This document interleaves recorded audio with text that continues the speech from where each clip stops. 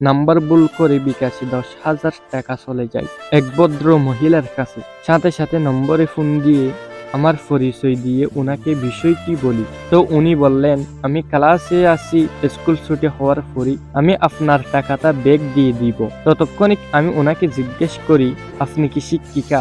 বললেন, হ্যাঁ, প্রাথমিক শিক্ষিকা। শিক্ষিকা শুনে আমি ধরে নিয়েছিলাম যে টাকাটা পাবো, কিন্তু দুঃখজনক হলেও সত্যি উনি টাকা ব্যাক দিলেন না।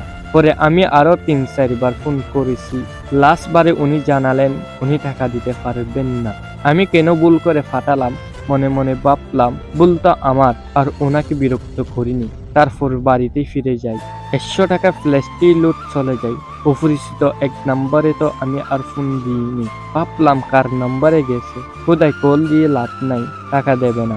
2-3 দিন পরে হঠাৎ মনে হলো দেখি ফোন করে কি বলে। ফোন দিলাম এবং কথা বললাম। উনি বললেন, আমি অপেক্ষায় আছি ভাই, কেউ তো ফোন টোন করে না, যাত্রী নামিয়ে টাকা পাঠাইছি। আসলে উনি একজন অটো চালক ছিল এবং 15 মিনিট পরেই টাকা দিয়ে দেন। আর কিছু কি বলবো না, আর কিছু বলার প্রয়োজন মনে করি না। শুধু শিক্ষিত হলে হয় না, মনুষ্যত্ববোধ খুব প্রয়োজন।